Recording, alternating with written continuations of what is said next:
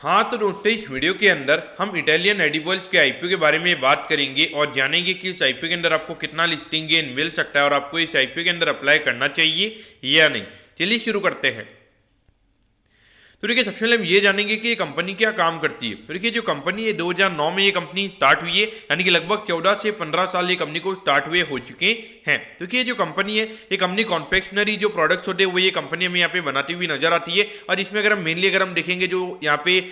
मीठे प्रोडक्ट्स होते हैं खास करके, यानी कि जो खाने में एक तरीके से डेजर्ट की तरह होते हैं, तो वैसे प्रोडक्ट्स ये कंपनी में सेल करती हुई नजर आती है। अगर हम देखेंगे रबड़ी हो गया, फिर मिल्क पेस्ट हो गया, चॉकलेट पेस्ट हो गया, लॉलीपॉप्स हो गया, कैंडल्स हो गया,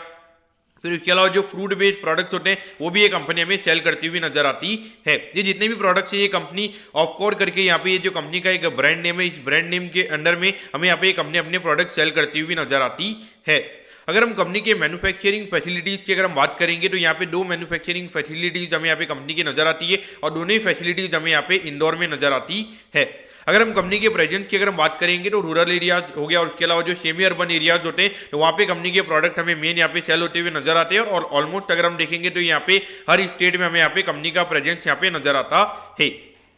उसके अलावा अगर हम यहाँ पे कंपनी के कुछ कस्टमर्स की अगर हम बात करेंगे तो देखिए, चॉकलेट वर्ल्ड हो गया, युवराज एजेंसी हो गया, फिर बेकवेल बिस्किट प्राइवेट लिमिटेड करके जो कंपनी है, प्रभावती ट्रेडर्स हो गया, ममता स्टोर्स हो गया। तो यानी कि ये जो छोटे यानी कि एक तरीके से एसएमई में के अंदर ही जिनका लगभग 100-200 करोड़ के लगभग जिनका टर्नओवर होता है, तो वो हमें यहाँ पे मेन यहाँ पे कंपनी के कस्टमर्स यहाँ पे नजर आते हैं। अगर हम यहाँ पे कंपनी के ऑब्जेक्टिव की अगर हम बात करेंगे, यानी कि जो आईपीओ से कंपनी को पैसा मिलने वाला है उसे कंपनी कैसे यूटिलाइज करने वाली है, तो देखिए यहाँ पे एक नया मैन्युफैक्चरिंग यूनिट यहाँ पे कंपनी को ओपन करना है, तो उससे रिगार्डिंग यहाँ पे कंपनी हमें फंड रेज करती हुई नजर आ रही है। और उसके अलावा यहाँ पे कंपनी ने कुछ लोन्स वगैरह यहाँ पे कंपनी ने लिए हुए हैं, तो उससे रिगार्डिंग यहाँ पे उसको कंपनी यहाँ पे रीपे करने वाली है, तो उसको रीपे करने के लिए यहाँ पे फंड भी कंपनी हमें रेज करती हुई नजर आ रही है। और उसके अलावा अगर हम बात करेंगे तो वर्किंग कैपिटल की रिक्वायरमेंट, यानी कि जो डेली टू डेली कैश के रिक्वायरमेंट होते हैं, उससे रिगार्डिंग यहाँ पे कंपनी का आईपीओ में आता हुआ नजर आ रहा है।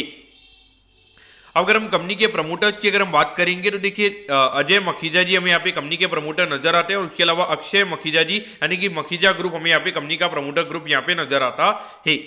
अब अगर हम यहाँ पे कंपनी के फाइनेंशियल्स की अगर हम बात करेंगे तो देखिए, लगभग 2021 में लगभग 48 करोड़ के लगभग का कंपनी का रेवेन्यू का नंबर था। लेकिन अगर हम उसके अगेंस्ट में अगर हम प्रॉफिटेबिलिटी की बात करेंगे, हार्डली 86 लाख रुपीज के लगभग यहाँ पे कंपनी का नेट प्रॉफिट का नंबर था, यानी कि 2% से भी कम का जो नेट प्रॉफिट मार्जिन है वो हमें यहाँ पे कंपनी का नजर आता है। यानी कि कहीं ना कहीं देखा जाए तो बिल्कुल भी यहाँ पे कंपनी के प्रोडक्ट की हमें प्राइसिंग पावर यहाँ पे नजर नहीं आती है। उसके अलावा अगर हम देखेंगे तो यहाँ पे 75 करोड़ के लगभग कंपनी का रेवेन्यू का नंबर हमें यहाँ पे होता हुआ नजर आया था, लेकिन यहाँ पे कोई भी हमें नेट प्रॉफिट के अंदर कोई भी हमें यहाँ पे ग्रोथ देखने को नहीं मिला, जबकि यहाँ पे थोड़ा नेगेटिव ग्रोथ हमें यहाँ पे कंपनी की प्रॉफिटेबिलिटी में देखने को मिला है।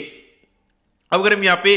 2023 की अगर हम बात करेंगे तो यहाँ पे अराउंड 63 करोड़ के लगभग कंपनी का रेवेन्यू का नंबर हमें यहाँ पे नजर आता है, यानी कि 2022 के कंपैरिजन में लगभग 12 करोड़ से कंपनी का रेवेन्यू का नंबर हमें गिरता हुआ नजर आया है, यानी कि लगभग 15-16% से कंपनी का रेवेन्यू का नंबर गिरा है। लेकिन अगर हम प्रॉफिटेबिलिटी की बात करेंगे तो यहाँ पे एकदम 3 गुना में यहाँ पे नेट प्रॉफिट का नंबर 2022 के कंपेरिजन में नजर आता है। तो आप बोलोगे कि ये नंबर में हो सकता है कि थोड़ा बहुत यहाँ पे कंपनी का मार्जिन इंप्रूव हुआ होगा, यानी कि थोड़ा रॉ मटेरियल वगैरह थोड़ा बहुत यहाँ पे हो सकता है, लेकिन फिर भी अगर हम देखेंगे तो 63 करोड़ के रेवेन्यू पे हार्डली लगभग 2.5 करोड़ के लगभग की प्रॉफिटेबिलिटी है। तो कहीं ना कहीं देखा जाए तो ये भी मुझे मार्जिन, भले कंपनी का मार्जिन इंप्रूव हो गया लेकिन फिर भी मुझे ये मार्जिन काफी कम कंपनी का नजर आता है।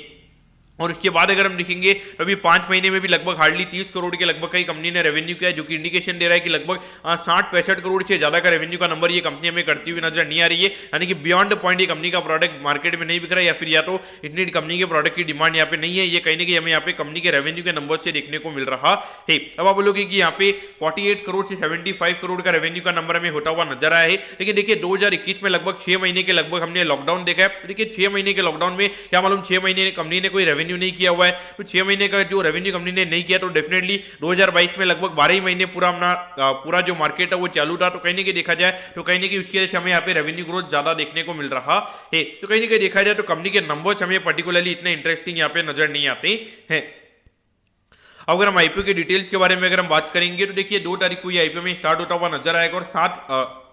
7 फरवरी को ये आईपीओ में क्लोज होता हुआ नजर आएगा। अगर हम कंपनी के प्राइस की अगर हम बात करेंगे तो देखिए 68 रुपीज पर शेयर पे ये कंपनी हमें शेयर देती हुई नजर आ रही है। 2000 शेयर का हमें यहाँ पे लॉट नजर आता है, यानी कि एक लॉट को अप्लाई करने के लिए यहाँ पे 1,36,000 रुपीज आपको यहाँ पे लगने वाले हैं। अगर हम इश्यू साइज की अगर हम बात करेंगे तो देखिए 26 करोड़ 66 लाख रुपीज के लगभग का आईपीओ में यहाँ पे नजर आता है, जिसमें अगर हम रिटेल कोटा की अगर हम बात करेंगे अराउंड 50% के लगभग का रिटेल कोटा, यानी कि लगभग 13 करोड़ के लगभग का रिटेल कोटा हमें यहाँ पे कंपनी का नजर आता है। तो आई थिंक अराउंड यहाँ पे 900 से 950 के लगभग हमें यहाँ पे टोटल लॉट यहाँ पे रिटेल कोटा के अंदर नजर आते हैं। और इसके अगर हम लिस्टिंग की अगर हम बात करेंगे तो एनएससी के एसएमई प्लेटफॉर्म पे ये कंपनी हमें लिस्ट होती हुई नजर आएगी। अब एट दी एंड अगर हम यहाँ पे टाइम टेबल के बारे में अगर हम बात करेंगे तो देखिए 8 तारीख को आपको पता चल जाएगा कि आपको अलॉटमेंट मिला है, यानी अगर अलॉटमेंट नहीं मिलता तो 9 तारीख को आपको रिफंड मिल जाएगा और 9 तारीख को ही आपके डीमैट अकाउंट में शेयर आ जाएंगे अगर आपको अलॉटमेंट मिलता है, और 12 तारीख को ये कंपनी हमें लिस्ट होती हुई नजर आएगी। अब एट दी एंड अगर हम यहाँ पे वैल्यूएशन के पैरामीटर्स की अगर हम बात करेंगे तो देखिए लगभग 100 करोड़ के मार्केट कैप पे ये कंपनी का आईपीओ में आता हुआ नजर आ रहा है, और उसके ऊपर अगर हम कंपनी के वैल्यूएशन निकालने की अगर हम बात करेंगे तो देखिए पिछले साल की अर्निंग के हिसाब से लगभग 35 से 40 टाइम्स के पी रेशियो पे ये कंपनी का आईपीओ में आता हुआ नजर आ रहा है। देखिए अगर हम भले एक बार के लिए प्रॉफिटेबिलिटी की अगर हम बात करेंगे आपको लगेगा कि थोड़ी बहुत ग्रोथ आई है, लेकिन बियॉन्ड द पॉइंट यहाँ पे कंपनी का रेवेन्यू का नंबर नहीं बढ़ रहा है। अगर रेवेन्यू का नंबर नहीं बढ़ेगा तो अगर जिस तरीके से हमें इन्फ्लेशन देखने को मिल रहा है तो आने वाले टाइम पे कंपनी का जो मार्जिन होगा वो भी हमें कम होता हुआ नजर आएगा। तो इस पॉइंट ऑफ व्यू से देखा जाए तो मेरे ख्याल से जब कंपनी में इतनी ज्यादा ग्रोथ नहीं है और लगभग 35 से 40 का पी मल्टीपल देना मेरे ख्याल से ये काफी ज्यादा नाइंसाफी होगी। और यहाँ पर कोई हमें एंकर बुक भी नजर नहीं आती और कोई हमें क्यूआईबी कोटा भी नजर नहीं आता है, जो पूरे शेयर जो हैं वो यहाँ पे पब्लिक के पास में हमें यहाँ पे जाते हुए नजर आएंगे। तो ये एक बहुत बड़ा नेगेटिव पॉइंट मुझे यहाँ पे नजर आता है। तो उस पॉइंट ऑफ व्यू से देखा जाए तो मुझे इतना ज्यादा पर्टिकुलरली इतना ज्यादा इंटरेस्टिंग ये कंपनी नजर नहीं है, लेकिन डेफिनेटली मैं इसकी जब लिस्टिंग हो जाएगी उसके बाद में ये कंपनी को मैं वॉच करूंगा क्योंकि देखिए यहाँ पे नई मैन्युफैक्चरिंग यूनिट यहाँ पे कंपनी ओपन कर रही है, तो उसके बाद में अगर कुछ रेवेन्यू में कंपनी के अंदर कोई ग्रोथ अगर आएगी तो डेफिनेटली मैं इसको वॉच लिस्ट में रखूंगा। लेकिन अभी के लिए मेरे ख्याल से ये टोटली अवॉइड रहेगा, मैं इसको पर्टिकुलरली यहाँ पे अवॉइड करने वाला, और अभी के लिए मैं इसको रिकमेंड भी नहीं करूंगा कि आपको यहाँ पे अप्लाई करना चाहिए। तो दोस्तों मैं कहता हूँ कि इटालियन एडिबल्स के आईपीओ के बारे में आपको सब कुछ समझ में आ गया होगा। अगर आपकी कोई भी क्वेरीज है आप कमेंट कीजिए, मैं जरूर आपके कमेंट पर रिप्लाई करूंगा। ओके दोस्तों, thank you, have a nice day.